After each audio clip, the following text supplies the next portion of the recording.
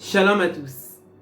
Alors ça y est, maintenant on termine une année qui n'a pas été facile pour nous tous. L'année Tavshin Pei. On va rentrer Bezrat Hashem dans l'année Tavshin Pei Aleph. Ce qu'il faut savoir, c'est qu'il faut qu'on soit rempli d'espoir, que tout va aller Bezrat Hashem, que tout va rentrer dans l'ordre, tout va être bien. Au contraire, on va recevoir beaucoup de bonnes choses l'année à venir. Et qu'on doit être optimiste. Parce que le Khatam Sofer a écrit dans son livre, en son temps déjà, que l'année Tavshin Pei sera en effet une année difficile. Parce que Tavshin Pei, c'est la gematria du nom Lilith et sa mère même qui sont des noms de Satan.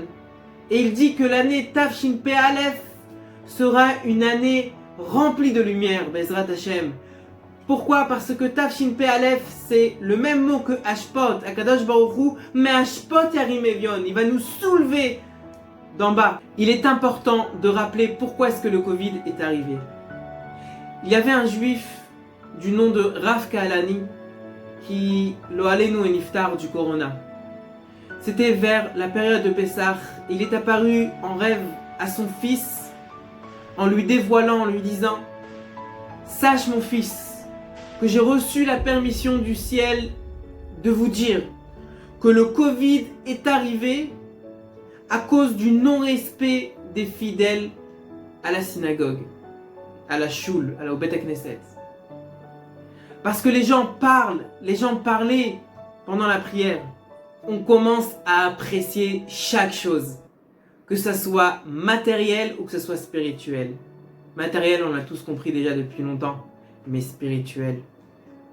Prier dans un Bet Knesset, c'est tellement précieux, c'est tellement un joli cadeau.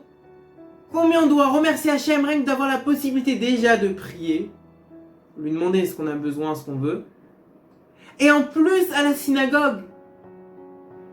Là maintenant on commence à apprécier ce que c'est prier au Bet Knesset. Là maintenant on va avoir beaucoup de tfilotes. Il faut que on les fasse avec Havana, qu'on apprécie la maison d'Hachem. Écoutez bien cette histoire. Il y avait un arabe qui faisait des miracles, mais des vrais miracles. Une personne qui allait mourir, il le sauvait, il lui redonnait la vie. Il y a un grand rave, un Mekoubal, qui est parti le voir. Il lui a demandé, explique-moi, dis-moi, quel est ton secret? Je pense pas que tu connais les noms d'Hachem, il faut être vraiment balèze dans la Kabbalah.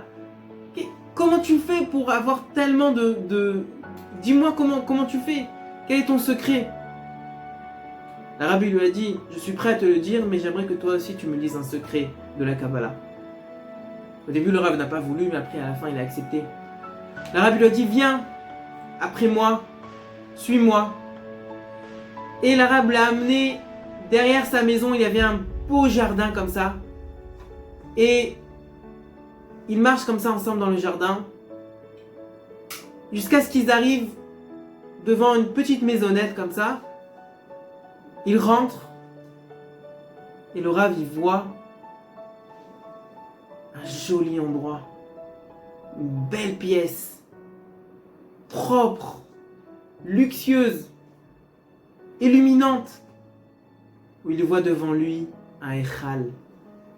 L'arabe lui a dit, sache que lorsqu'une personne vient me voir, j'ai qu'une chose à faire. Je rentre dans cette pièce-là, qui est une maison d'Hachem. Oui, j'ai construit une maison d'Hachem. Et c'est là que je demande à Dieu d'exaucer ma prière, de sauver cette personne. C'est là. Et tout d'abord, je commence par le respect. Je respecte cet endroit-là. J'apprécie cet endroit-là. Alors si un arabe arrive à faire des miracles grâce au respect du Bet Knesset, et aussi, bon, à la prière, oui, effectivement. Alors, nous, à plus forte raison, qu'on doit vraiment respecter. Respecter jusqu'au bout le Bet Knesset. Combien il y en a eu qui ont des Yeshuot parce qu'ils ont pris sur eux de ne pas parler pendant le Bet Knesset, pendant la Kriyat Torah. Il y en a même, ils sont allés jusqu'à nettoyer le Bet Knesset gratuitement. Et ils ont vu des miracles.